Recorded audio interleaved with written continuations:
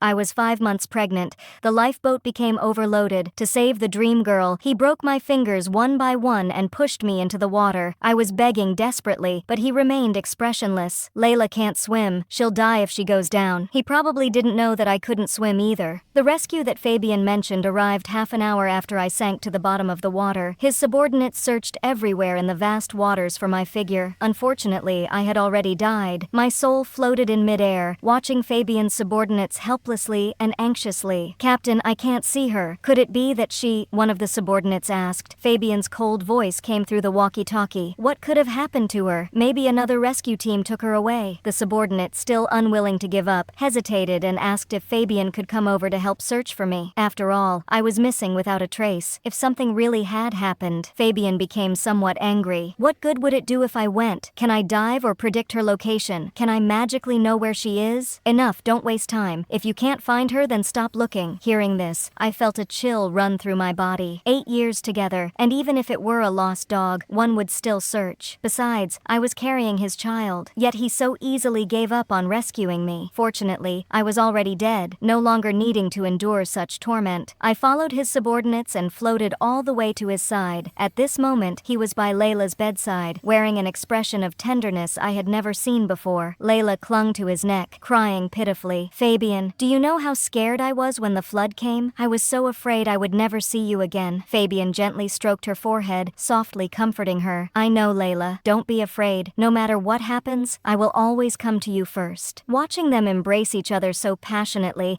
I felt a deep bitterness in my heart. Fabian had always been indifferent to me. Even when my father died, he never comforted me so tenderly. I had thought he was just cold by nature and always believed that given time, I would move him. I never imagined that he could be so affectionate, but only with someone he loved. Fabian and I grew up together, and we originally had a marriage arrangement, but he had his own dream girl, Layla. Before graduation, at a school-organized cruise party, I was standing on the deck talking with his brother, Bruce Obis. Someone pushed us from behind, causing him to bump into me, and we both fell into the water. Neither of us could swim. While struggling, I grabbed a piece of driftwood and swam desperately towards the shore. Bruce was also rescued, but due to drowning, his brain was deprived of oxygen, turning him into a vegetative state. Fabian didn't see the driftwood I was holding. He thought I could swim and had deliberately refused to save his brother. He never gave me a chance to explain and ignored me ever since. The year we graduated, Layla accepted $2 million from Fabian's mother and quietly went abroad. Probably out of spite, one night, Fabian, reeking of alcohol, knocked on my door. He pinned me against the wall and kissed my lips. "Lucy, don't you like me? I'll give you a chance to marry me." His kiss was so aggressive that I couldn't refuse. All night, I was immersed in joy. Only at the peak of ecstasy did I lose focus for a moment when he held me and called out Layla's name.